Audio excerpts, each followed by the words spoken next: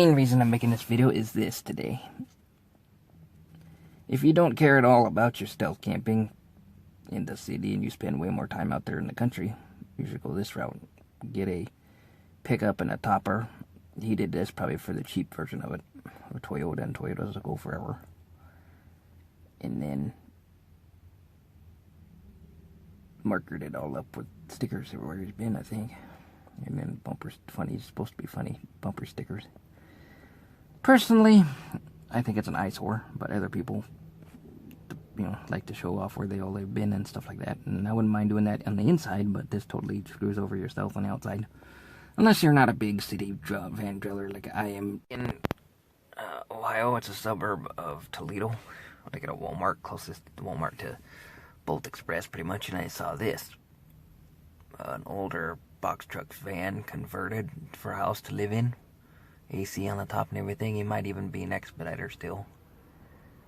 Or something, and they just took the extra time needed to convert it, but I kind of wonder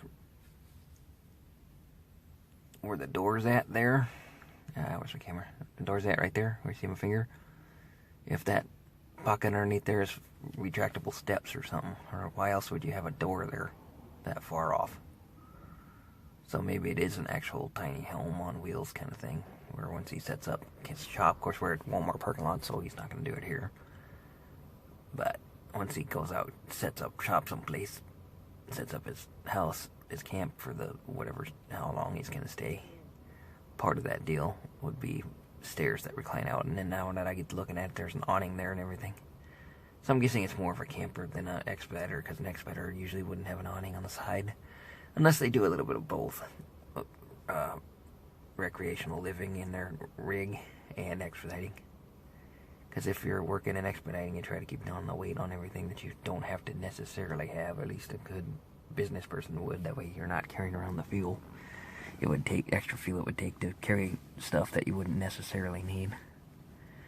But each person's different in terms of their creature comforts and what they would need to have.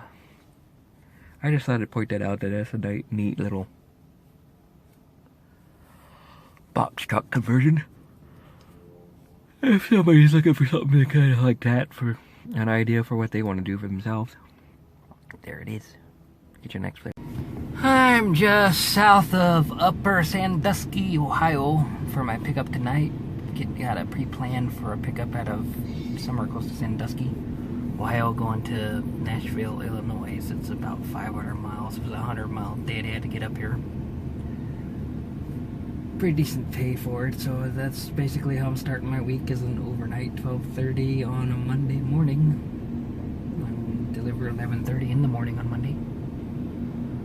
But this is what I get to wait on for the next few minutes, so I thought I'd make a video of the train. The other kind of fun side of what we gotta put up with expediting. Don't get me wrong, I love my job and all. It's just everything was going good. I was in this back roads kind of towns of Ohio where there, you know, anywhere near any big cities or nothing. I'm like, don't have no traffic or nothing holding me up. Yeah, I forgot to knock on wood. This is why I put my wooden nickel up here in the steering wheel, just so that I don't jinx myself when that happens. Anyway, I was gonna say take a nap, but it looks like they're saving the train right there. So anyway, catch you on the next flip. Peace. Wednesday afternoon, 11th, I believe it is, 2017. I'm just north of Paris, Illinois. I think I went through Paris a long time ago in my car. I'm not sure, but I'm going on a back road heading northbound, slowly up towards Chicago so I could get a better freight out. I took a load from Ohio down to this small town in southern Illinois, and it was a mistake. Well, not really, but I made money, but it cost me 2 days worth because it was an overnight load on a Monday morning overnight, so I slept during the day on Tuesday. Or no, during the day on Monday. And then you wake up the next day and still didn't get a load. Fuel stations, 0.8 miles. I'm at Crispin, Illinois. So I decided, instead of taking I-57 and the fast way up to Chicago, since I've got the time of day, since it's o'clock in the afternoon now, and I'm pretty sure I'm not going to get a load, at least where I'm at. I decided just to take the back roads, these small towns. Interstate 57 is right over there, probably like 20 miles over that way somewhere. And I'm taking the original back roads up to Chicago, just to check out the scenery. I mean, might as well take advantage of it, being that there's, you know, outside of this job right here, I probably would have never taken a back road like this through Illinois. I would have had no reason. Now, my adventuring life in camper vans and stuff like that, maybe I would have selected this road, but I would have had no actual real reason to do it. And being that I've got to get repositioned closer to Chicago for freight tomorrow, or later tonight if I'm lucky. Yeah, that kind of, you know, I have to go up to Chicago some way or another, so whether it's a back road or I-57, I got decided to get away from people who are rushing around everywhere and go this route. GPS right now is, or I mean the tablet right now is not set up for GPS, it's just the movies on Netflix and Hulu. Eventually I'll buy that deal for GPS.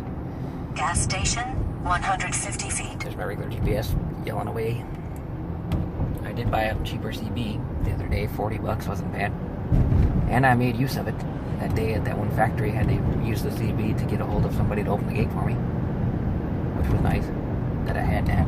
So I'm already making actual use of it for work, which was surprising. I just bought it so I could hear the truck drivers and what they're saying on the interstate, and it's come in handy a couple times on the weather reports and cops and accidents in what this direction or that direction. So it was a worthwhile investment.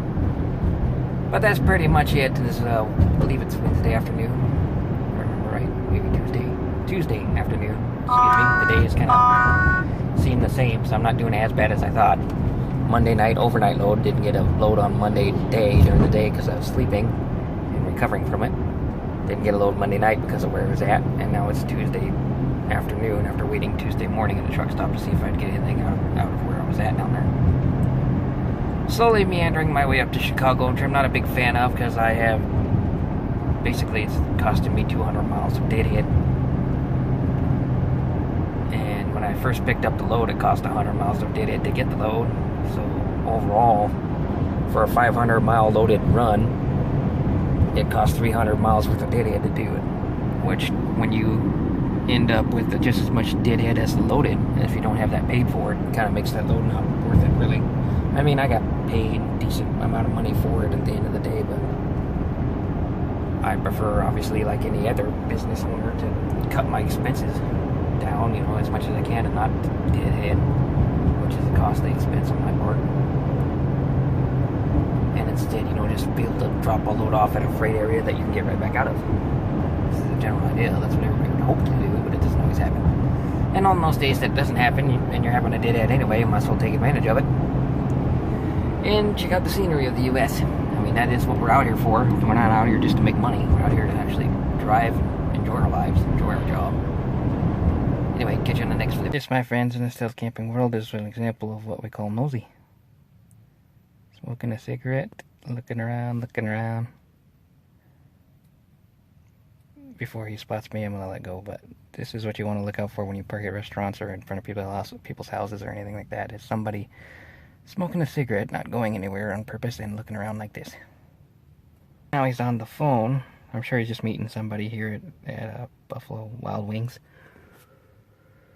But he makes the perfect example of what to look for when you're trying to pull into a spot and not be noticed. What to kind of look out for somebody who's not currently busy. There's nothing better to do than look around, because those are people that if he's not a current employee, he will mention to the employees when they go in there that somebody's out there, you know, sleeping in their van, staying in their van, whatever the heck. Because this society of people who go home, back to their houses and whatever, have no idea what it's like to actually want to live in a van or live in a car and be on the move. Some people vacation in RVs and etc., but for the most part, that's just a temporary 1 or 2 night thing, and they can't wait to get back home to their bed. Versus us out there on the road, either working for a living out of the van or doing computer jobs or whatever you gotta do as a van trailer to get by. have to kind of, I hate to say it, hate to put it that way, but kind of have to hide from society in order to get a good night's sleep.